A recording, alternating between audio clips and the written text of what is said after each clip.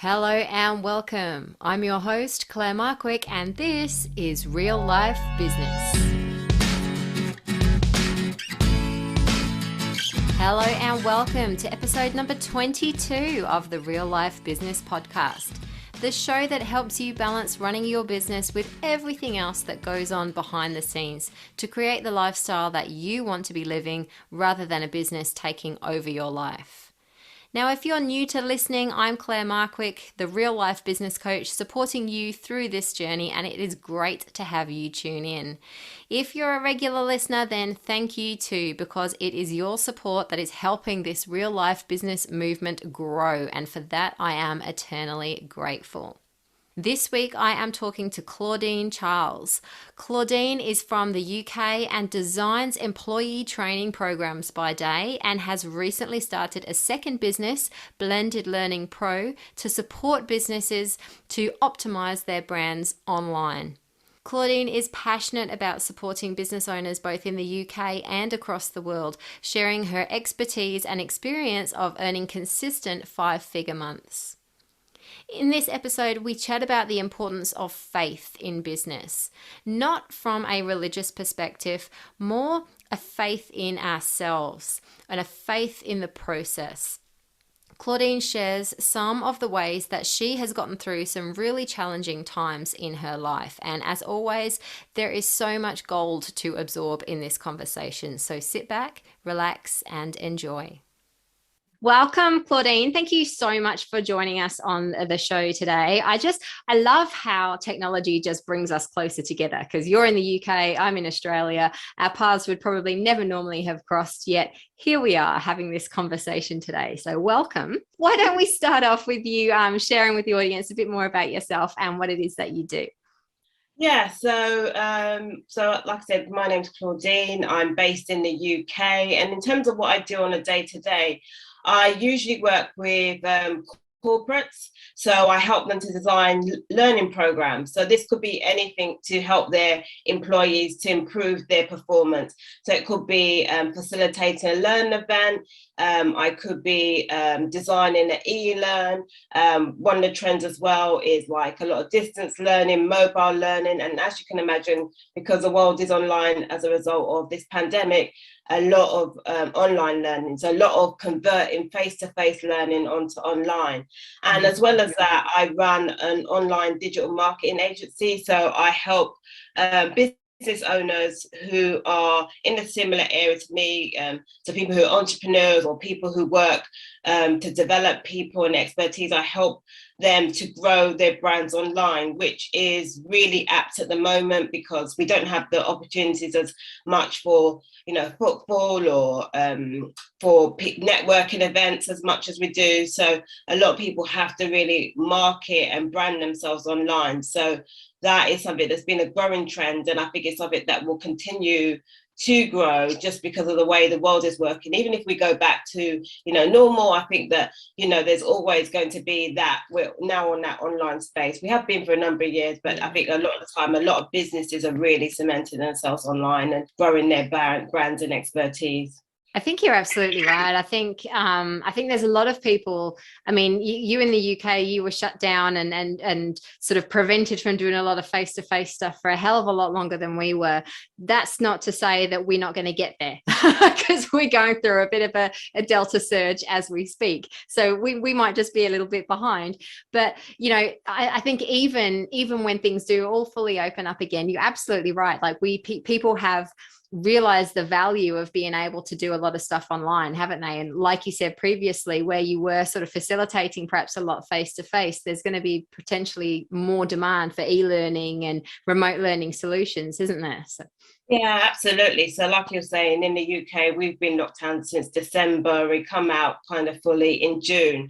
And I'd even think that there's been quite a lot of people who, because I have a global audience, a lot of people, even in the UK, who've been waiting. They're like, oh, let's just still keep face to face. So I'm getting a lot more people now. We've come out actually saying that the world hasn't changed, even though we've come out of the pandemic. But I think even moving forward, so many companies have realized how much money they saved, with almost almost 6 months in lockdown, not having staff in the offices, and even with people that have products and services that they sell, the benefits of selling online is that you have a more global audience. So many people, like, if you only focus on your local traffic, it limits you, especially as people in the UK. I don't know about what's happening in Australia, but prices have gone up. A lot of people are feeling the pressure.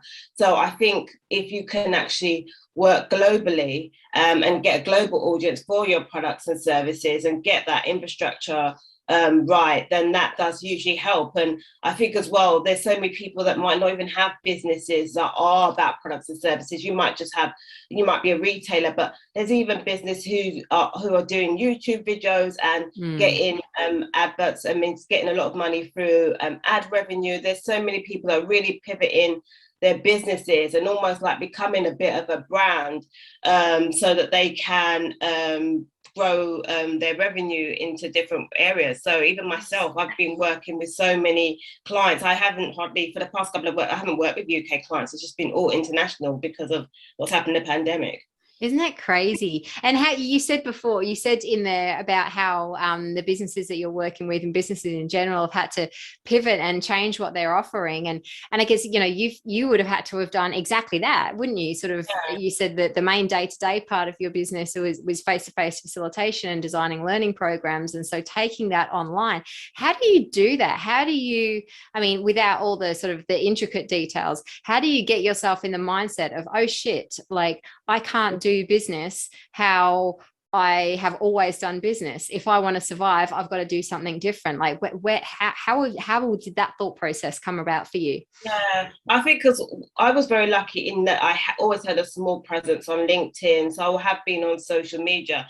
But I think with a lot of people and speaking to other people, business owners, it's almost been necessity because the work that was for face-to-face just actually dropped. And there's so many people I've spoken to who've said, I've literally lost the main part of my business overnight. And I felt as well that so many people just started coming to me for different needs.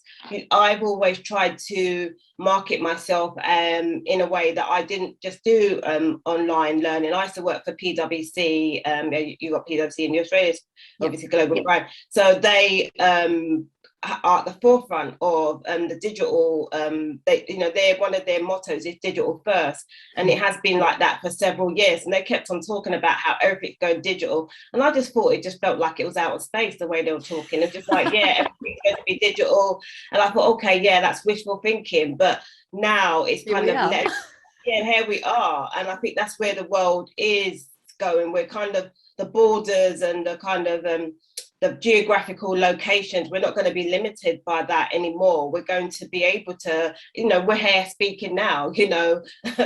So a lot of these things are just kind of moving away. And I think it's in creating a lot of opportunities for people. So I think it's a good thing. I think it's helped me, because if I had to just rely on customers and clients in the UK, I wouldn't have survived, just because I think everyone got into lockdown. There was the mindset, what's going to happen.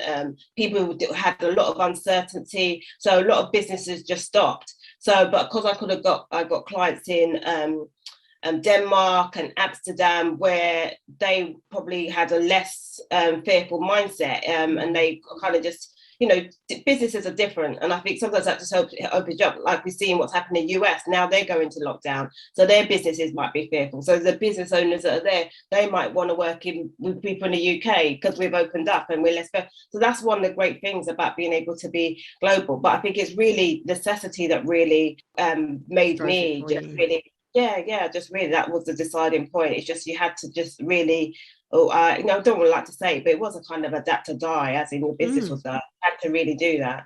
Yeah. And I think being in that online space, being in that service-based world, it gives us the ability to do that, doesn't it? But I wonder what kind of lessons people with a more, I mean, cafes, for example, and shops that have got more physical products and do rely more heavily on local traffic, I guess the learning is in terms of diversifying income streams, isn't it? And that's something that you've clearly done when you said you sort of branched into the digital online marketing as well, sort of as a result of the pandemic.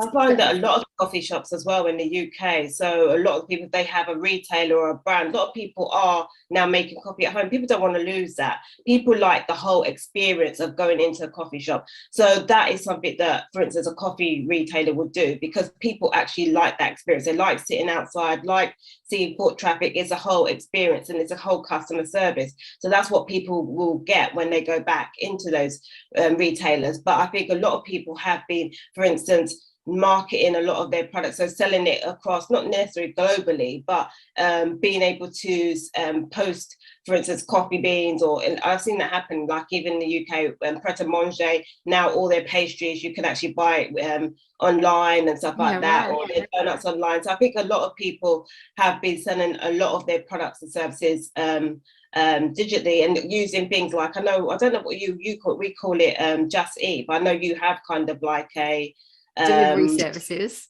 Delivery service, So so we got Uber Eats and absolutely. And I'm in the we're in the country, like in the rural areas where we don't get any of that, so please excuse my like not knowing what they're all called, but we do have them. Because I'm like in the rural areas in Kent, and I find that even if it's not the big brands, some of the big brands in London, they all have the delivery service. But I find that even the smaller retailers are now having to sign up to the app just for local traffic, especially when you get into a pandemic and people don't want to go out. They've had to make it more accessible, but let's see what happens. I think because we were locked down for such a long time, so many of these apps made it more accessible for smaller retailers because of the necessity of it, and them losing businesses. But let's see what happens. Absolutely. I hope you're not in lockdown for a long time. But, So where did your business journey begin? Have you always been in business, or did you do a move from working as an employee and then switching to having your own business? Yes, I was working as an employee, and I was very happy, being an employee and trying to kind of scale the corporate ladder. But I always felt to myself, I didn't want to be in senior management. I worked in HR, and I saw some of the challenges of being a leader and a manager, and I got a very good perspective on what the skills and behaviors and qualities you need to have to be a leader. And I think everyone's a leader in their own right, but I didn't necessarily want to be in that role, especially because it's not just about developing and leading people. There's a lot of politics, there's a lot of things that go on in organizations of being a leader. So I kind of, from a very early on in my career, I think I had my first roles in it for 6 years, and then I just left it and became self-employed. That was just a big risk to take, but when I was leaving that role, I had quite a few people who I worked with who were suppliers. I said, I discussed I was planning to leave, and they said, we can get you work. So when I left, I had client assignments, and then from a few years after that, I just started pivoting back and forth from being self-employed to being employed, and just kind of taking work where, just working on assignments that I found really interesting. And then about 5 years ago, I, had a very serious accident, and I kind of just made a decision to become self-employed. So I had a bit of a eureka moment, and I decided that this is the way that I was going to go, and I became self-employed full-time. And I haven't looked back, and I think to myself, I wouldn't necessarily go back to being employed. Isn't it funny? I mean, obviously it's not funny having a very serious accident, but isn't it funny how it can sometimes take a life-altering event like that, or a trauma, an accident, a death in the family, a big trigger event can make us see things through completely different perspectives, can't it? And I think it was like, because I was saying I was pivoting from being self-employed to being employed. I think, there's so many different things that happened. I became vegan, and I started, I bought my first house, but, my life just really changed and improved I can't even say that, but it just kind of exponentially. That's it, exponentially. It just really the vocabulary. But yeah, it just improved. And I think it is, something that I wanted to do. So I always thought to myself years later, when I grow up almost, I'm going to be self-employed. But I think, like you said, when you have that kind of life-altering experience, you kind of think, I just need to do this now. I just need to get on with it. I think so many times we just procrastinate and we hold back on where we want to move forward in life. And I think sometimes when you have those situations, you kind of feel, I could have died yesterday or a month ago. And I just think it just put things in perspective. You no longer feel it just changes your mindset, really. I really do think it changed your mindset.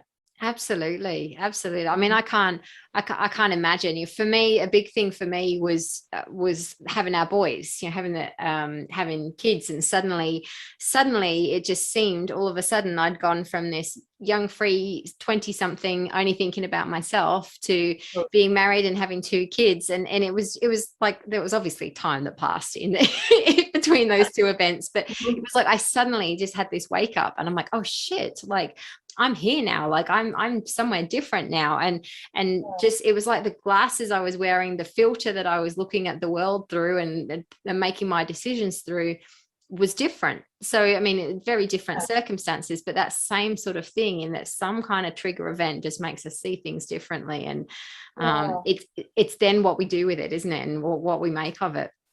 Yeah, absolutely. And I think, those are the moments, people may look back, and those are the moments, I should say, so where people think, hey, you've changed, you're different. And sometimes those situations do change you, and it does give you a different perspective.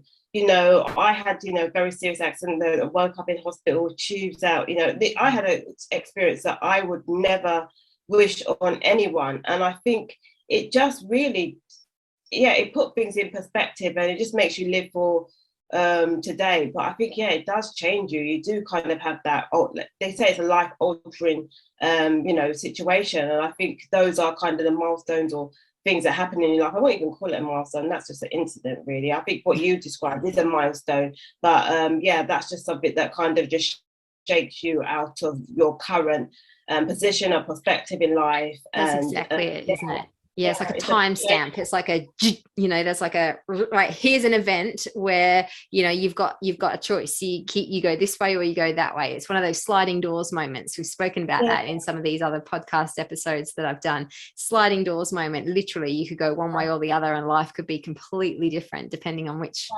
path you choose. And I think, like I was saying, I was employed, I was pivoting back and forth. So, some people, it comes gradually. They may be employed, they go into being self-employed, or they change, they start traveling, or they have kids, and it comes gradually. But I think, like you said, it was almost like a jolt. I was kind of like wobbly and kind of going back and forth, and it just kind of really just put, pitched a tent in the sand kind of thing. It was the universe. It's someone up there going, for God's sake, Claudine, just why can't you see what you've got to do? Let me help you. So even though I always try to put a positive spin on life, but I do think to myself, even though it was a very difficult situation, and it's something that I wouldn't wish on anyone, it's moved me forward in life. So I have to kind of try and put some positivity on it, otherwise it just kind of eats you up, really. So I think that's a really good point. It's I mean, I talk a lot to my clients about feeling the emotions of business, and sometimes quite a lot of my clients are very practical, just focus on the actions, wanting to get things done, pushing feelings and emotions aside, and just getting on with things. And I think if you've got clients to serve, if you've got a shop to open or a coaching sessions to run or whatever, there is some extent where you've got to leave your shit at the door, serve your client and get on with it. But there's also that need to be human, isn't there, and feel the emotions. And through that time, obviously you had a lot to process and a lot to deal with and a lot to get over. But then, like you say, it's okay. Yes, it was shit. I'm going to accept it was shit, but I got a lot from it. I can be grateful for it because of this, or it's given me the opportunity now to think like this or do this, and use it as a positive to move forwards with. Yeah, absolutely. And I think with the situation, yeah, like I say, you can always say it's shit. You never kind of reduce the magnitude of the situation, especially if it's a very negative incident. But you can say, how can I grow? What can I do? Where can I gain strength? And actually be able to look back on it, not necessarily you look at the incident and you see it's negative, but how did I overcome it? Where did my strength come from? So you put yourself in that positive position. So I think that is where the power comes from. Oh yeah, absolutely. And would you say now that you still draw on that? Does that still inspire you and motivate you to make decisions that previously you might have procrastinated on a little bit, or maybe, like you say, jumped around a little bit? Are you more determined in your decisions and where you want your business to go now? Yeah, I think as well, just working for myself and being my own boss has changed that, because I think when I was an employee, and you're on someone else's time, sometimes you may hold back on saying things or doing things, and you think about your job and your security. And I think because I just literally moved myself in a completely different space, that is kind of where I am. So even though that incident happened, that kind of got me to where I am, but where, being self-employed, but I think being in that position is where I and I think some people might say, maybe it's an incident that kind of made you more assertive and more confident. But I actually think it's actually because the buck stops with you when you become self-employed. And when you have clients that come to you for coaching or come to you for your products and services, they see you as an expert, they see you as someone that they can work with. Whereas sometimes when you're an employee, you do sometimes become part of the furniture. Sometimes you don't get the recognition that you deserve. You're constantly trying to prove yourself through your performance. Whereas I think sometimes when you do, especially shorter term assignments, you're getting that feedback from your clients and you're asking for that feedback. It does build that confidence. Whereas I find that's a bit more challenging, and it's slightly the process a lot slower when you work within organisations, because again you have to wait for budget, you have to do things and all those things that kind of just really slow down the pace of what you're doing. Absolutely. So when we're working for ourselves, we can set our own budgets, we can set our own project deadlines, we can do our own performance reviews whenever we want. Yeah, and hopefully that's another thing is sometimes it's hard to get that feedback. I've worked with a lot of CEOs who say, I'm at the top of my organization. I don't know if I'm doing well. I'm kind of making the money, but am I a good boss? So, I think definitely networking as well with peers to kind of get feedback on your performance is really important, and building those networks, especially when you're by yourself, because sometimes that's the one thing that you do miss out on, is that kind of information. Sometimes people don't necessarily worry about it because they're making their money, but that's what's going to really push you and your business forward, is really just having those discussions and also just building your confidence, especially if you're going through difficult times. In a pandemic, just having discussions and just knowing that other people are going through the same situation, even though it's horrible that people go through the same situation, it just allows you to feel, hey, you know what, I'm just not in it alone. And having those people as a mouthpiece to kind of have conversations is so important. Absolutely. I couldn't agree more. And it's something that I think almost every single person who's been on this show has said, the importance of networking, the importance of support groups around you, the importance of surrounding ourselves when we're in business with like-minded people. Because even if we're talking to clients all day, or, we've got customers in and out of our premises or our business all day, and we might be talking and we might be busy and we might be doing things, the kind of that internal weight or that internal pressure of everything being on our shoulders can be quite lonely, can't it? Like you don't just talk to about that kind of stuff to the person who's coming in your store, or the coaching client who's ringing you up on the phone to find out about what you do. We can't just let all that out to them, can we? And I think as well, with a lot of people, they might not necessarily have a coach. They might not be in an area where they actually want to hire one. Their peers don't have a coach, but just almost like having those conversations, we see that so many times just with people in general. You almost become coaches to each other and kind of give each other advice. And, you don't have to take on everyone's advice, but I think just having those conversations is so important. And like you're saying, offloading and just allowing people just to just understand different people's perspectives. And I think even to a certain extent, even if you're in a negative situation or something's going wrong in your business and you meet someone else who's in a worse situation, helping them also helps you as well. You know, sometimes you can just even help people who are even in the worst situation that you are, and you don't, and that gives you a lot of personal power and really helps you to improve your performance as well. Helping people along the way who are further along on the journey. Yeah.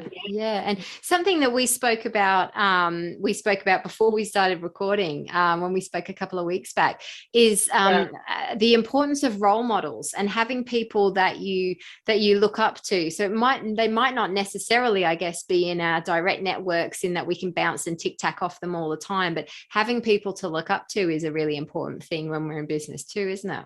Absolutely. So I think sometimes it's and I think it's also sometimes people might not necessarily reach out to people. So you might be in a particular business and you see people that are doing better than you, and you just kind of just hang around with your own circle. But I think it's really important, and something that I have continuously do. I try to have at least 2 conversations that I can with other business owners. It's something that I don't always feel comfortable doing. And sometimes I've the call's coming up and I think, oh, not another call. But every time I have a conversation with someone, I get so much value for it and from it. And now it gets to the point where I actually think, hey, I'm not going to have any agenda or anything. I'm just going to really just see where this conversation goes. But I think it's really important to definitely have role models and people who are maybe even further along, or even sometimes you can do what we call kind of that upwards kind of mentoring, and mentor people that are not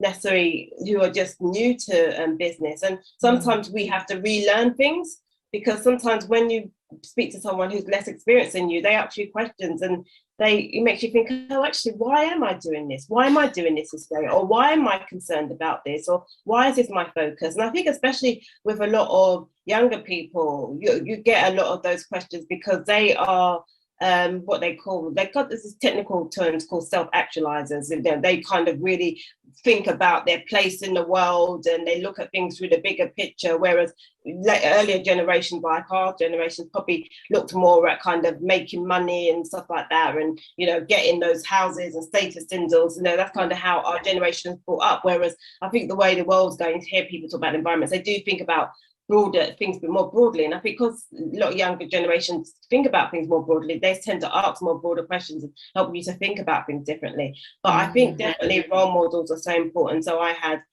quite a few role models. I think my dad was one of my biggest role models as a business owner, and just growing up with him and seeing how he ran his business and how he dealt with all the peaks and troughs of business life, that really did inspire and motivate me.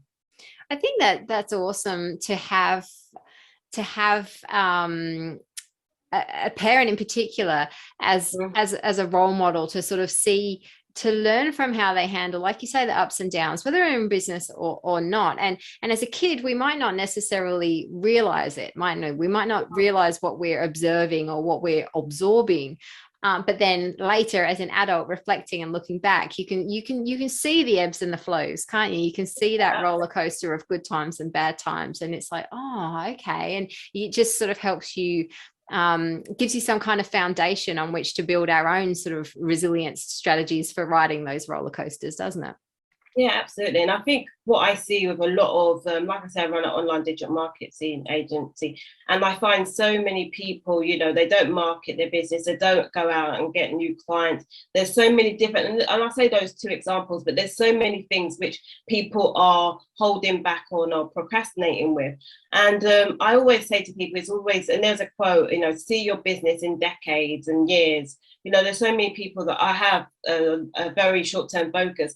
And if you have a business, if it's in the right location or you're in the right place in social media, there's other businesses that have that business in place, then there's no reason why you shouldn't, be successful. But one of the things that separates people is time. And I think, and it's effort, time and effort, and being realistic. Sometimes with a lot of business owners, they sometimes develop a strategy or way of running their business and they don't revisit it. Is it working? Is there something I could improve on? If things are not working, they accept things. Sometimes, there's so many things that you see in your business and it's staring at you in the face, and you just continue to go, and follow that course of action. But sometimes you need to just change it. So many times people, they see something go wrong and they accept it. And I think it's so important to look at what's actually happening and just move and constantly try to change things up. Not change things for the sake of change things, but usually as a business owner, your gut feel, what you need to change, what you need to do. Say for instance, you might need to bring a new member of staff in and you're just thinking, I don't want to spend the money. But you bring that new member of staff in and that person would free up time for you to do other things. There's so many benefits. So many things that people don't want to do, but it will move their business forward. And I think that's something that I have learned, is that it's about time and it's about really just challenging and making changes. And I think that's something that I saw, especially from my dad. He just, one time, I think in his 70s, no, it was in his late 60s, he changed the entire business. He ran a building supplies business, and they did like plumbing supplies, heating supplies. And then he went and he worked for, and he's in his 60s, he went to the north of England. So he went away and found a competitor that was had a large business, so it didn't impact their business, and they were doing fencing and slabs, like paving slabs. And he, at the late 60s, went and he became an apprentice in that business, and then he came back down to London and he started selling that. So I thought that was really nice that my dad did that, because he could have just kind of went to someone in London, but he actually went and moved up to the north of England, so he didn't impact someone else's business, learned what they were doing, and actually then started selling that business and changed the whole business. And when you see so when you see examples of that, you can just see, and that was in his same business. He didn't change the business name or anything. He just made that massive change, and that really, really grew the business, increased the revenue, and then he went and he created more jobs, made more money. So stuff like that you see that really does inspire you. So that's kind of what, Absolutely. And I think it's something that, so the episode's not out yet, but by the time people are listening to this, it will have been out last week. So I'll say, we heard last week, we were talking about doing things new. So in episode 21 with Melissa Gullah, we were talking about remembering what it's like to be new at doing something. And when we've been in business for a really long time, we can get complacent, we can get lazy almost. And exactly like you say, we might know something needs changing, or we might have an inkling something needs changing, but we kind of let ourselves a bit off the hook, or we're like, yeah, we'll get to it. And we don't. So unless we have that external person, that coach, that consultant, that support network, whatever it is, sort of spurring us along, we might not always do it. And so we were talking about the importance of being new at something again. And that's sort of what it sounds like what your dad did in that situation. It's like, well, I'm going to be new at something again. I'm going to like reignite my energy. I'm going to go and I'm going to start at the bottom and learn something new. And then I'm going to take those learnings back to my business and move it on exponentially. It sounds awesome. Absolutely. Yeah, that's kind of how I've been with the online digital marketing as well. I've been doing that for like it's coming up to 18 years, and now that's something completely new and it's a different business. But I think one of the things I noticed as well, which probably is very similar to my dad's situation, it is scary. It is scary, and you don't know where it's going to lead. You don't know whether it's going to be successful, but you do try. You put one foot in front of the other, and you just make that change. And when you learn something new and you have that, what they call that unconscious incompetence, because it's almost like it's the blind lead of blind. You learn your skills, but you don't know where it's going to lead. But then you kind of get to a point where you are competent and you feel confident. It's like going on a journey, really. And sometimes when you get old, you don't want to do that. But if it's really going to benefit you, then you will do that. And I think, again, that happened at a point of change for my dad, because there was a time when I think the business rates going out, the business in other areas were suffering. So sometimes it is about necessity, but I think sometimes it's really important. I was reading about but I was actually reading on Instagram, and there was I think it was a strongman. I follow quite a lot of, I do a lot of working out in the gym, and they were saying, sometimes it's good to train on the days that you don't want to, because that is when you actually comes to competition days, that is when you do your best. So sometimes when you don't actually want to do something, that's when you should do it. So sometimes people say, okay, that happened to you, it happened to your and dad at a point of change. So when the time comes, I will do it. But sometimes it's good to do it at a time when you don't want to do it, and it's not necessarily necessity, just to actually move your business forward. And I think a lot of the time that, there's no better time than now to kind of do that. Absolutely. What would you say? Because like you were just talking about branching out into a new area of business, it's scary. You don't know if it's going to be successful or not. And we've talked about those peaks and troughs, those ups and downs. What would you say is that internal drive that you've got within you? What keeps you going? What gets you through those times of fear and anxiety? What gets you through those down times when you don't know what's going to happen? I think it's just understanding the process. So I know that fear is a very natural part of change, fear and chaos, because even in global social issues, we're going through so many different issues as a globally, and it is a lot of chaos, a lot of fear. There's a lot of things that happen with the pandemic, but after a while, and it happens with us, is things just start becoming a bit of like a new normal. And that happens a lot of the time with a lot of challenges. It is scary, and you do have to fight your way through the mud.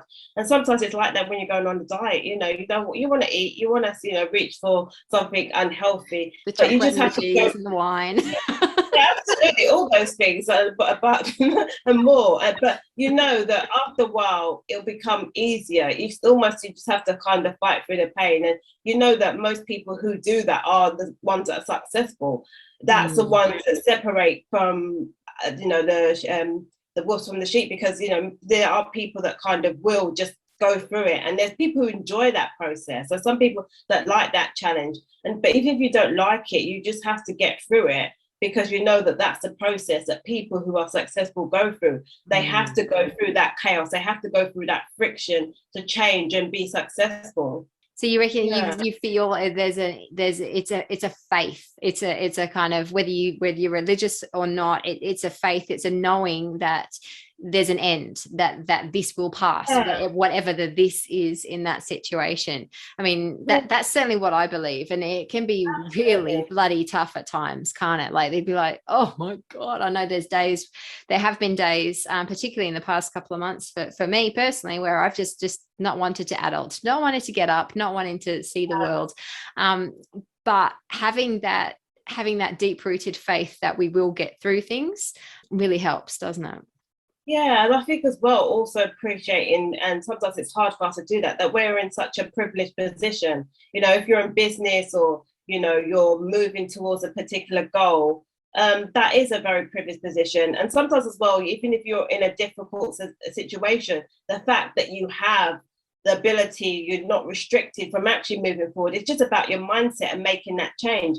And I think it is very much about mindset, because sometimes when you're in a very difficult situation and you feel that there's no way out, one of the things that we control is our emotions. Even if you're sitting in a situation and there's total shit all around you, you can choose how you feel about that situation. That's our personal power.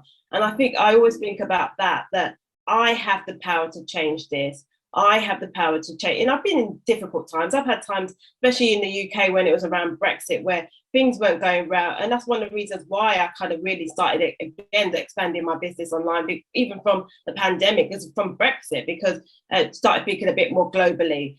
But I think even in those difficult situations, when you're worried about clients coming through and what's going to happen, you can get through it by changing your mindset and how you feel about the situation. And even if you feel like things are going wrong, you don't want things, don't want to adult, or don't want sometimes you just want to have a lie-in. Sometimes it's about just saying, what, I'm going to focus on this big task and maybe these smaller tasks, or I'm just going to set a smaller task and just constantly work towards it. And I think it's so important to set goals, especially when you're in a negative situation. I didn't share, but I lost my mum and dad at the beginning of the year, so they died within a week of each other. It wasn't to do with COVID. My mum had a blood clot, and my dad had he died of a broken heart. Really, he died a week later. But one of the things that I did to get through that, again, in a very difficult situation, is say, I'm going to set 2 tasks to do. A lot of the time I'm going to feel that I want to sit down and cry and reminisce. But I said, every single day I said, I'm going to start and doing so many little small tasks, just even in my business, or even if it's just like talking to my VA, getting up and setting an early time to talk to my VA to get me out of bed, to make her my motivation. I kind of did that. And I remember my sister saying to me recently, I wish that I did what you did, because I just kind of just fell apart. Whereas I thought if I just set 1 or 2 goals that I accomplished, I would have felt that I'm still kind of in the mix. I'm still doing things. Still stepping forwards. Yeah. Yeah. So I think even if you're in a really difficult situation, whatever that can be, even just setting yourself, even just putting it on your phone or on a piece of paper, Monday I'm going to do this, or Monday I'm going to do that. And it could be even small things like I'm going to clear my office, or there's a space, I'm going to paint something or do something. It helps you to start moving forward, and it just helps you just to get a routine, and doing just takes your mind off stress as well. So many people just ruminate and think about things, whereas actually if you just actually started doing and got into the process of physically labor and actually doing things, or it does really help you just to move forward. It totally does. I 100% resonate with that. And something that it's funny because it's winter here in Australia at the moment, and we've got a wood fire, and so every now and again I'll go out and I'll collect like sticks and little bits of wood to be kindling, and I love doing that task. And it's so silly, but it's because it's a practical physical task. It's outside in the fresh air, cold air at the moment, but it like you say, it's something physical and tangible that we can do. And then you come in from it and I feel accomplished, and even though it was physical and walking up and down hills and stuff, you feel refreshed, you feel energized, and you've suddenly then got the space to process stuff that's going on better, haven't you? Yeah, absolutely. And I know I've got a psychology degree, and they also say that sometimes that's a very good thing to do. Say, for instance, if you're working on something and you just get stuck, sometimes it's good just to have a sleep, because then sometimes your mind actually takes over, and your brain, sometimes we just stress out. It's actually a functioning part of your brain solves the problem for you. But sometimes it's good to just do tasks like that, because you're going and you're searching, and you're not necessarily, your mind's thinking about the issue in the background, but you're actually just doing something that's very methodical, and you're thinking about something, and that actually helps. So sometimes just going for a walk, doing something like collecting sticks, doing a load of washing, putting your washing out. Yeah, absolutely. Yeah, sometimes it is really good. There's an area in your, folding your clothes, or maybe something that you need to tidy up or organize, just organize a sock drawer or something. It just really helps. Yeah. I love it. I'm really curious. This is something that I ask all my guests. What are some of your routines or rituals? What are some of your non-negotiables that you set for yourself to keep you working as effectively as you can? So I think one of my non-negotiables, which is very hard in the pandemic, is really trying to do some physical exercise, so going to the gym. So that's something I do even with clients. I try to ensure that I have a early morning workout and also have a really good breakfast. So those are kind of my non-negotiables, that I always try and take care of my physical health. Early in the year, like I said, with my loss, I couldn't go to the gym also because of the pandemic. I had to do a lot of running. I couldn't do running, so I just did some walking, but I try and do something, and also try and make sure that I could prepare a meal. I try to do a lot of meal prepping on the weekend, so I try and do that just so I'm not snacking, because sometimes if I don't have something that I prepared in the fridge, then I'm going to be like, oh, let me go in the freezer and get something that I couldn't really. What's in there? What can I eat? It's okay to have those days, but I try and eat as healthily as I can most of the time. Yeah. It makes such a big difference, doesn't it? I'm very much the same with the exercise thing. And I think just living where we do, well, some people might say it's an excuse. I don't know. It'd be an hour round trip to even get to the gym, let alone then do any kind of workout. And when you've got 2 young kids, so you're getting ready for school in the morning, doesn't happen. So instead of using that as an excuse not to do anything, I do a lot of home workouts or yoga, or go for a walk when it's not pouring down with rain and things like that. But I have to start my day like that. Even like you said before, even those days where I really don't feel like it and where I feel like I'm really tired and that I really just want to stay in bed, I'll still get up at 6 o'clock. And those are the days where I get even more out of those workouts because I'm like, well, I'm bloody up now. I'm going to make it work. I'm going to make it count. And I always say, on those days, I always kind of really reflect and I say to myself, well done, Claudine, because I know, you didn't want to do that. So I said, you did it, you didn't want to do it. And I tried to remember it so that, I remember, and I always forget, but I always think to myself, try and remember how you felt when you didn't want to do the workout. But then, when you're lying in bed or whatever, you start thinking, I can't remember that time, yeah. You're just kidding yourself. No, I think I'm just going to stay here. Yeah, absolutely, yeah. Oh, I love it. I'm gonna fire some quick fire questions at you in a minute, but if people want to find out a bit more about what you do or want to connect with you, how can they find you? So they can find me on LinkedIn. So I've got 2 businesses. So if they want to follow me on LinkedIn, if they're on LinkedIn, they can follow me under Claudine Charles. But I'm also on Instagram. So my handle is at Claudine C. Charles. So that's on Instagram. So that's at Claudine C. Charles. And also as well, they can check out my website and contact me there.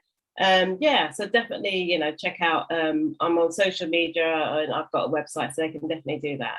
Fabulous. And I'll grab those links off you and post them in the show notes to this episode as well. So make it really, really easy. Everyone can just click through and connect or shoot through any questions they might have about what you do.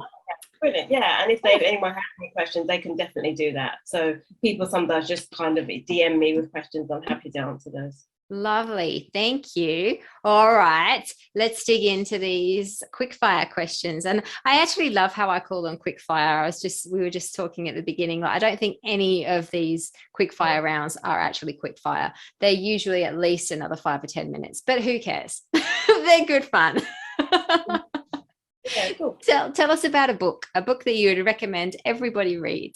Yeah, so I think especially for your audience, because it's real life business, one book I would really recommend is the E-Myth Revisited. Yes. That is such an amazing book, and I think that is something that really does help a lot of business owners and really help them to understand, about where their business should be going in terms of scaling their business, and also it helps them to reflect on how they feel in their business. When you're kind of just wearing so many different hats. So I think that's a book that I believe everyone should read. Yeah. I 100% agree. And there are many a client who I have said, okay, read this book, then we talk. Yeah. I think it's like you say, it's really, really important because we so typically we'll start a business because we're the doer, we're the technician, we do that thing that we're good at. Yeah. And then all of a sudden we decide we're going to go into business doing it, and it all can change really quickly. Yeah. And that was the inspiration for where my business even came from. Reignite Performance Coaching is about reigniting our passion for what we went into business for in the first place, because so often we can find ourselves down this rabbit warren of just busyness and stress, and we forget what we actually went into business for in the first place. So totally with you on that one. 100%. What about a song? What's your favorite song of all time and why?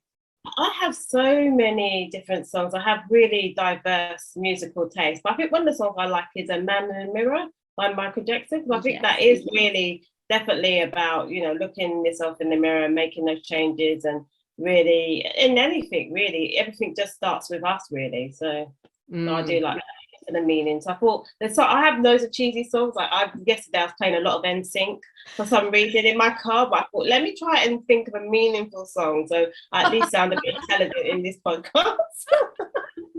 No, I think I love that whole real lifeness of it as well, though, because I think I personally, again, I believe that like songs are just like, we need different songs in different moments. And there is plenty of moments where cheesy 90s stuff is totally okay.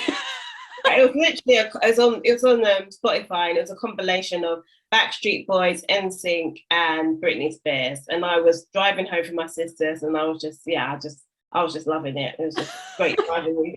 Reminiscing. Love it. What about a quote that's changed your life? So I think one of the quotes that I like is, you don't have to see the whole staircase. You have to just take the first step, and that was one by Martin Luther King. And I think that is so true. You don't have to see the first staircase. I think so. I mean, the whole staircase. And I think sometimes if you look at the whole staircase, it can feel really daunting. And I always do that work, even when I'm designing training courses. Sometimes, or working with a client. Sometimes a client will come to me with a project. I think to myself, really, I don't think I can do this. But then you just take that first step, or you start asking more questions, and you realize that it's a lot easier than you thought, or you start speaking to other people, and you find out that there's actually resources in the client's organization that can support you. So I always think it's always good just to kind of never shy away and just really take that first step in faith, and you don't have to see that whole staircase. I think that's fabulous. I remember once, it's along a very similar sort of thought process, a mentor of mine was talking about how we can be overwhelmed at the magnitude of a task, or particularly when starting a business. And they were using the analogy of sitting in our car on a dark road, like at nighttime, and you put your headlights on and you can see, I don't know, like so far ahead, but you can't see your destination. Because the road is like miles and miles and miles and miles long, but you can see, I don't know, a few hundred meters ahead. And so if you just start to drive, knowing that you can see what you can see, every turn of the wheel, you're moving forward. So every step that you take, you're seeing another step and another step and another step. And I think that sort of ties in really nicely with what you just said there. I'm just a very visual person. I'm like, oh, I like that. Yeah, I agree with it. I'm very visual as well, so I like that analogy as well. Yeah, it's awesome. Love it. Thank you. What about a bit more practical now? What about a piece of tech or an app or a bit of software that's changed how you do business? Yeah, so I think it's one piece of software is what was Trello. So I use that so much with my teams. And because I work with a lot of my team are overseas, they're not based in the UK. So I find that helps me so much, because I put all the tasks that they have to do. They have a card for each day. So if those that don't know what Trello is, it's actually a tool that just helps you to organize anything. You can list, if you're in social media, you can put all your ideas for your social media posts. If you are a project manager, you can put your project management on there. Then how I use it is for my team. So each member of staff will have a page, and you'll have like Monday, Tuesday, Wednesday in there, and in each card for each week, they'll have the tasks that they have to do, and they have to sign off when they completed it and tick it off. And I think that just helps me, especially when you're working with people who are not necessarily in the same area or location. It just helps me to know that they are completing the task. And then they put a link in there to the work when it's completed. And it just means that I can actually, I know that they've completed the task because the link's there, the evidence there. But it also helps them, because it's not necessarily about me being overbearing and just watching them and what they're doing. They got set tasks and they can do that. So I think that is one of the things that's just been, there's so many pieces of software that help me in my business, but I think that just really just helps everyone just to be really organized. And it helps me just in planning. Like, we talk about the E-Myth revisited, I kind of understand from that what the tasks are, the main tasks are in my business, and what people are doing. I've got like a kind of drone helicopter view of what everyone is doing. So if I need to bring someone in, then I can bring someone in, because I know these are tasks, rather than sometimes in business, people are constantly just doing every piece of task themselves and they don't necessarily write it down. So I think it's sometimes really helpful when you can map out the tasks and you understand what the main tasks are in your business, because so many people just have that in their head. So I think that really does help. Yeah, absolutely. Couldn't agree more. I love it. Leave us with a life hack that when people listen to it, they're going to go, oh my God, that's brilliant. So I think it's actually a quote, actually. It's nice to be important, but it's more important to be nice. So I think that's the reason I say that is because I think that, especially in this world that we are now with influencers and people kind of wanting to push themselves forward, I see so many people that will do that, and they kind of don't necessarily even think about their customers, their products and services. people are, you have so many people talk about entrepreneurship and moving forward and getting their financial figures and hitting those targets and stuff like that. But I really do think it's really important to be a nice person in the world. And I hate the word that nice, because I think it's just such a plain term. But I do think it is always really good to operate with some integrity and honesty and trust, and actually do things that actually make the world a bit better, whether it's a product or services. And like we were talking about, you have people that are retailers, maybe you have coffee owners, and you might be someone that has a coffee shop, and that you saying hello to the person that comes into your shop actually makes their day. You don't know what that person's going through. You might be sell products and services, and you ensure that the services you provide, is very easy, it's very accessible, so that if someone has to buy your services, they're not stumbling all over the different web pages and it's annoying and they can't buy, because that can sometimes mess up those little things. Can even, if you're in a stressful moment and you're trying to do something, sometimes that can actually things that count. Yeah, the little things that count. Yeah, so it's really about that whole customer journey and just making things easier. So I think it's really important just to always put people at the heart of what you're doing. So that is it. So it's nice to be important, but it's more important to be nice. Oh, I love it. What a fabulous place to end on. Thank you so much. The time has just flown. It's been an awesome conversation. I really appreciate it. And just a reminder to everybody listening in that all of Claudine's contact details will be in the show notes to this episode, so you can click through and connect with her at your leisure.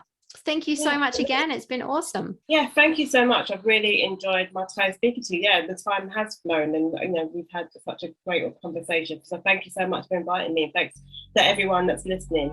Pleasure.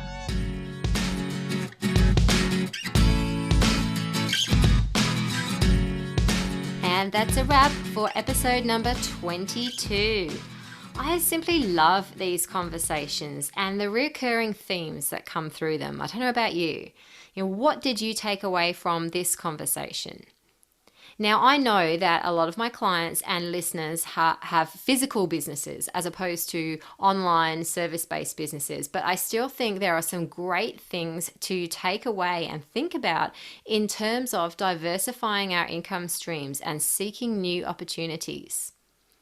The world is certainly getting smaller, and we have access to so much technology that makes it relatively easy to connect with people all over the world. So the potential for growth for those willing to dive in is incredible. Have a think about it.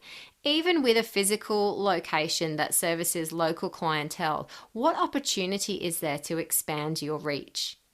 In this age of lockdowns and restrictions, the ability to think outside the box and to create new and exciting ways to reach and service our communities is even more relevant, isn't it? So I wonder what that could look like for you.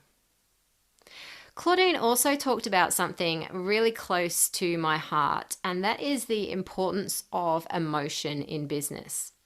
The very reason I started this show was to highlight and normalize the fact that everybody goes through shit.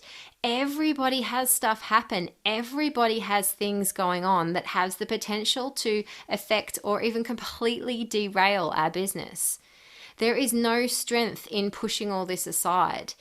That's just not strength. That's sticking our head in the sand and hoping it goes away. That's weak. Strength comes from facing the shit. Strength comes from acknowledging the shit. Strength comes from processing the shit and all the emotions that come with that, so that we're able to come out the other side a stronger and more resilient version of ourselves. Now, I know this can be hard to do, especially right now here in Australia. In New South Wales, we've just gone into lockdown again, and I just want to take this opportunity to remind you that my door is always open. If you need someone to talk things through with to help find that clear path forward, then please reach out. Email me, message me, book in for one of my business bouncing calls. All the details are in the show notes to this episode. This is an opportunity. This is the time to step up and shine. It is not the time to fade away. And I know there are so many businesses doing it tough right now. So if you do need some help, if you do need some support, then please reach out.